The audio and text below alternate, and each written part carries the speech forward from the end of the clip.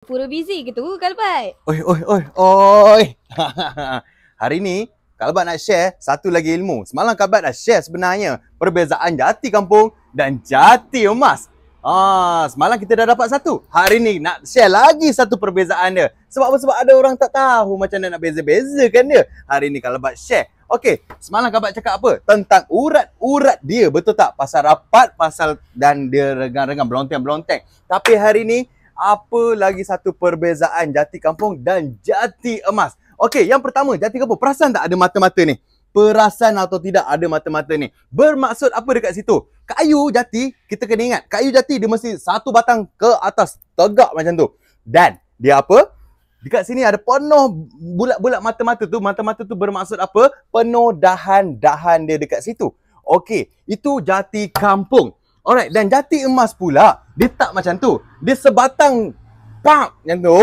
Oi, besar batang dia. Okey, dan dia penuh dekat atas. So dekat situ, okey ke jati kampung kita yang penuh dengan dahan-dahan dekat bawah tu? Dan okey ke dahan-dahan dekat atas? Jawapan dia ada okey, ada juga okey juga.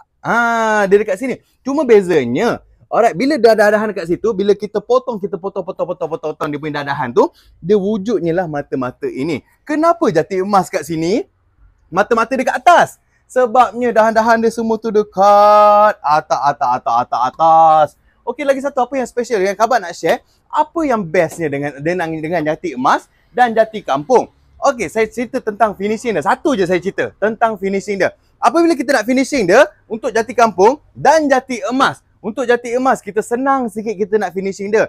Macam-macam boleh. Nak natural colour boleh, nak rustic boleh, nak colour gelap boleh, nak tu boleh. Sebab dia apa? Sebab urat dia sekata.